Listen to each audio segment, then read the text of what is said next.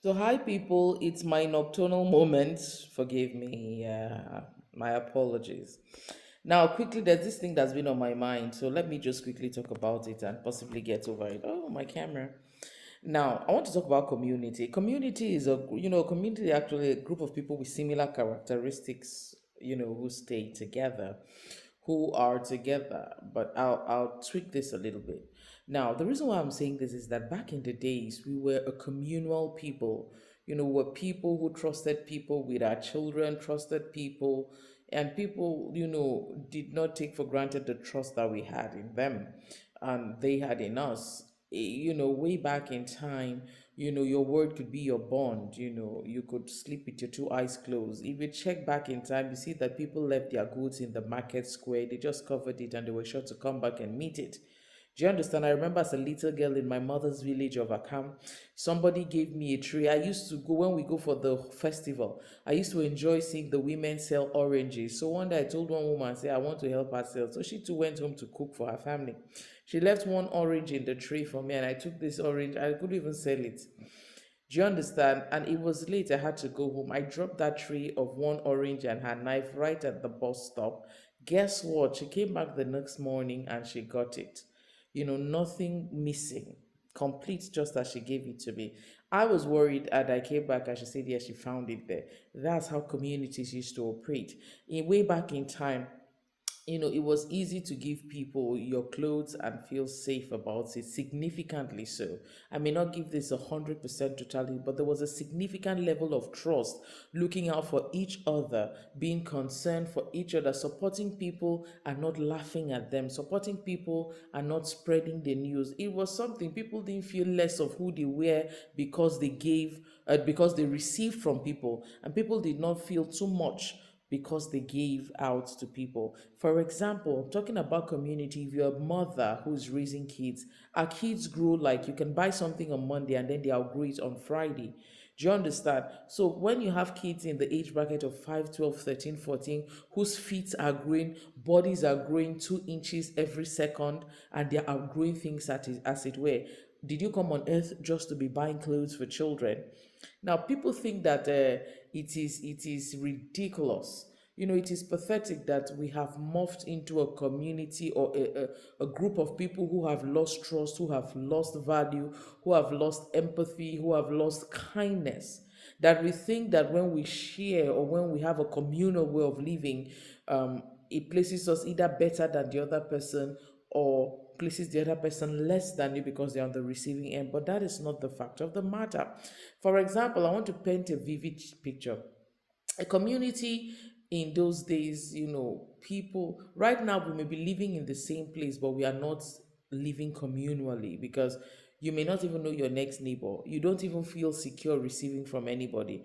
Right now, the trust is broken and everywhere is so scattered. And, we've lost that nature of sincere and honest communal living where mothers could say, look, because children outgrow clothes easily, outgrow in this area of back to school, some people can afford new water bottles, or children have outgrown their school bags because they have to carry more bags, but what they have is still good. And you tidy up what you used for possibly last them, and you ensure that you give it to somebody who not necessarily does not need it, they not necessarily needs it, but that this person's children are in this age bracket, and as opposed to using money to go and use money for other things, I can drop this off so you take what you need from it and you channel your money into it. It doesn't mean that you don't need, particularly when you're raising children. I'll give you a typical example. I have a friend who's this has happened to me about twice or thrice. A friend of mine, she's not in the country anymore. She called me one time, look, I have stuff for the girls, and I went back and I saw cartons and cartons and cartons of things, new things. And she said, look, my daughter, they shipped some of this, and my daughter has outgrown these things. My daughter cannot use some of them. They were just a lot. And some of them she used 1 or 2 times, but this would sit nice. They are so nice. I thought of somebody special to give them to because they are really good. Somebody who would appreciate them, one. Somebody who will understand that I'm giving it to her from a place of love. And I said, say no more, because she understands me. It's not because I couldn't have afforded those things, but that money, I didn't come on here to be buying things for just buying clothes and shoes and bags and all of that. It went a long way. Look, those clothes served me for a very long time. Look, I got 4 girls. Those clothes served me for a very long time. I didn't have to spend money on buying. So it's not necessarily, but you see, in community, community gives you ease. And with the way we are talking about things biting hard, we need to go back to build our trust, our value system, and begin to have that nature of communal living where we can be considerate and kind to one another, where we can reach out to one another to ease their stress, not because they're suffering, but because we have a place of understanding. And let us feel comfortable not to talk and feel too elevated because we reach out to people. And let us not feel right now we can't even trust our children with people. It didn't used to be like this because the spate of abuse is high. Right now we can't even sleep. Even when we lock our doors, we can't sleep with our two eyes closed. We still have to put the CCTV camera and everything. Kudos to you, but possibly we think about it again. Things are biting hard.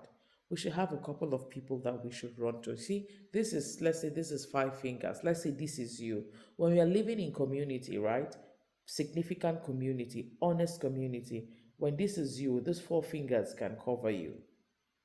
When you have a communal sense of living, you are sensitive to the need of the next man.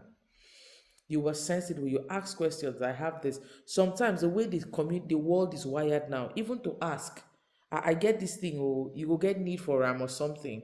You even feel the person go agree, the person no go agree. What? Let us begin to build a community of people that we can trust, because the system is shaken and is void of some of the humanity that it deserves to have. So what we can do is look for, some people find this community in their fellowships at church. Some people find this community with their friends from school. People find, I even have a friend who used to reach out to me and give me stuff because she knew that these things would look good on me. The same energy that I've put out is the same energy I have received. The same energy I have put out, God has returned that same to me. That is what I have attracted. That is what I've attracted. When you want to reach out, make sure what you're reaching out with is good, is what you too can still use. You mustn't wait till it's depleted and messed up.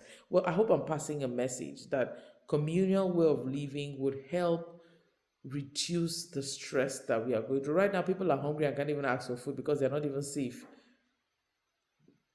They don't know if they can ask without losing their dignity.